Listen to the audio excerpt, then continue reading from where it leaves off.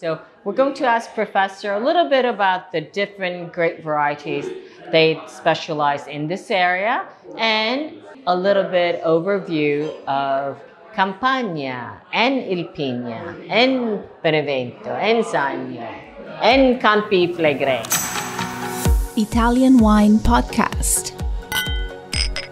Chin Chin with Italian wine people. Welcome to another installment of Everybody Needs a Bit of Scienza, hosted by Stevie Kim. Today, Stevie's with Professore Attilio Scienza in Campania, and they're discussing grape varieties, the various soils of the territory, and the wine evolution of this important region. Hello, my name's Stevie Kim, and welcome to Italian Wine Podcast. This is a special series on the road edition of Everybody Needs a Bit of Scienza. So we have spent a few days in Campania. Innanzitutto è una zona che non veniamo spessissimo in questa zona, quindi noi siamo venuti qui, per me è tanto nuovo, per te io so che hai fatto zonazione da questa parte qui.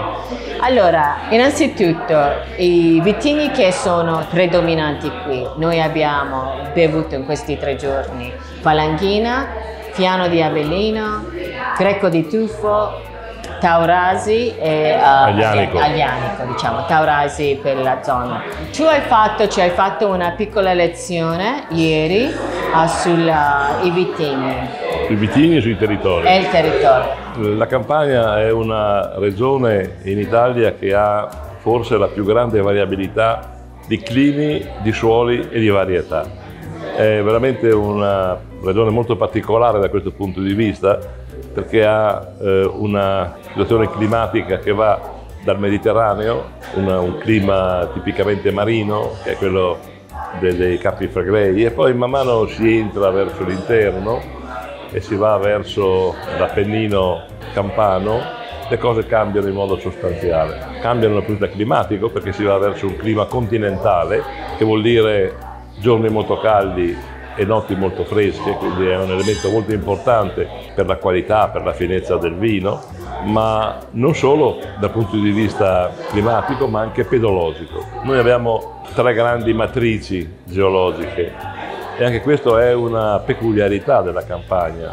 Una matrice, possiamo dire, vulcanica, il risultato delle 3 grandi eruzioni del Vesuvio, e in particolare le ultime 2, quelle che hanno dato origine ai tuffi grigi e ai materiali piroclastici, che sono avvenute più o meno dai 10-15 mila anni fino ai 2000 anni avanti Cristo, quindi con materiali completamente diversi dal punto di vista della struttura e della influenza sul vino. E poi abbiamo i suoli di origine marina, cioè quelli che sono emersi dal periodo della sommersione del mare, che ha lasciato naturalmente molto materiale. In particolare questa denominazione marina è anche abbastanza impropria, perché più che marina è terrisena, nel senso che sono depositi che si sono formati nel mare, ma si sono originate da frane di materiali sulla terra. Quindi una matrice fatta da flysch, moltissimi flysch. E poi abbiamo la parte continentale, che è la demolizione delle montagne calcaree, che sono delle montagne di origine dolomitica dell'Appennino, che fa da chiusura della Campania nei confronti delle altre regioni, la Puglia e anche una parte dell'Abruzzo.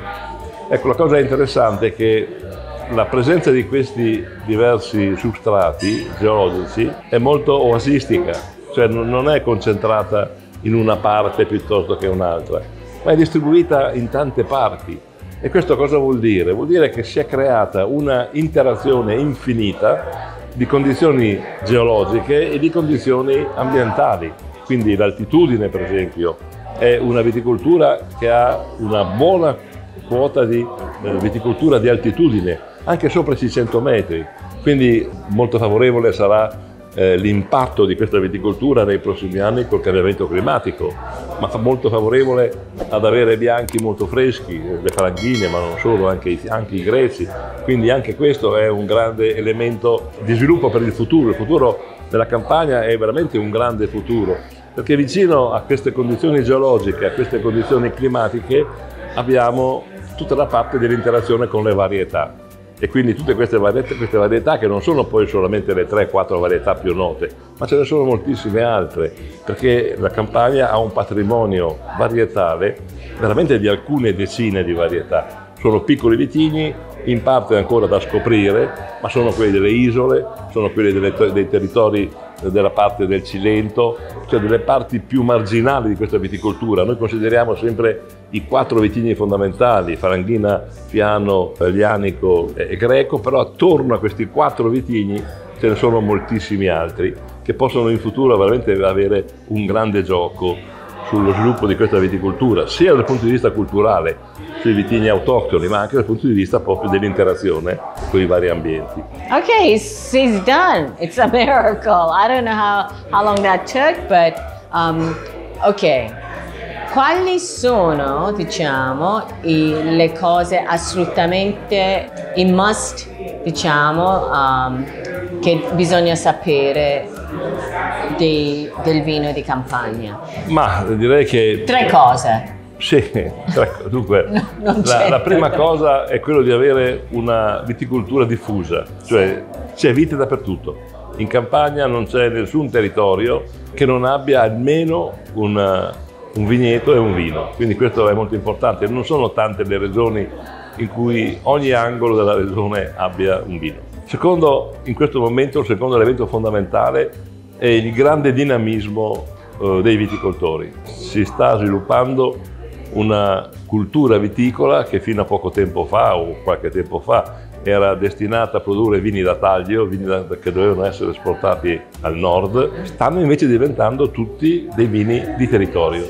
Cioè i viticoltori, anche giovani, si stanno tutti impegnando finalmente per esprimere il territorio, quindi piccole cantine che stanno nascendo, cantine sociali che si stanno sviluppando molto, con una grande capacità di interpretazione del territorio, hanno capito di avere sotto i piedi una grande ricchezza e la stanno valorizzando, le zonazioni che stanno facendo le cantine sociali, le denominazioni dell'Irpinia. E poi un'altra cosa importante secondo me è finalmente forse una riorganizzazione dei consorzi. Hanno capito che l'alleanza fra i produttori è la carta vincente per il futuro. Non si vince da soli, si vince solo se i viticoltori sono assieme, hanno un'unica mission e questa mission è verso la qualità e verso la valorizzazione del territorio. Okay, that's it. That's a wrap for Everybody Needs a Bit of Scienza. See you next time. And what we're going to do is actually, Professor Scienza, he did a lesson for about, I think, 4 hours. So what we're going to do is we're going to chop all these lectures into very small pots, and we'll try to bring that to you. And it'll probably take some time. So that's it. Don't forget to subscribe, the subscribe button below, and a thumbs up if you like us and follow us. And that's a wrap. We hope you enjoyed Campania with Professore Scienza. For more fascinating stories from the world of wine, go to ItalianWinePodcast.com or find us on SoundCloud, Himalaya, Spotify, or wherever you get your pods. Don't forget to subscribe and like all our channels. Chin chin, and thanks for listening.